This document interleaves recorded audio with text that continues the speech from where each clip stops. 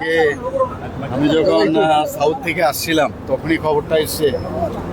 আমি অস্মিতা দেখে আমি আগেই জানতাম, চিনতাম ওকে। আমি জানি না আপনারা সেই ফটো পেয়েছেন কিনা। ওকে কিন্তু আমি শুভেচ্ছাও আগে দিয়েছিলাম, প্রাইজও দিয়েছিলাম। এবং পরবর্তী সময়ে এরকম একটা সাউথ থেকে বিলুনিয়ার একটা মেয়ে যেভাবে কমনওয়েলথে ত্রিপুরার একটা বিরাট গর্ব সে এনেছে, সত্যিই আমরা আনন্দিত আজকে। এবং ওনাকে আমি শুভেচ্ছা জানিয়েছি ওকে। এবং ওকে দেখে আগামী দিন যেরকম আমাদের দীপা কর্মকারকে দেখে অনেকে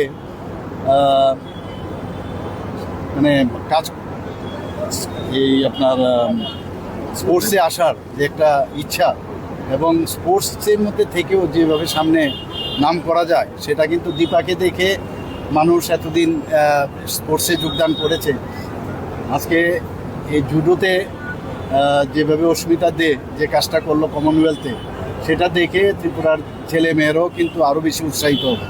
আমি নিশ্চিত যে আগামী দিনে আরও এরকম ত্রিপুরার প্রতিভা প্রচুর ত্রিপুরাতে। আমি বারবার কালকেও আমি সাউথে গিয়ে এই কথাটাই বলেছিলাম। আর সাউথেরই এক মেয়ে আজকে এরকম কমনওয়েলথে গোল্ড মেডেল পাওয়া, ত্রিপুরার একজন মেয়ে গোল্ড মেডেল পাওয়া আমাদের জন্য অত্যন্ত গর্বের। আমি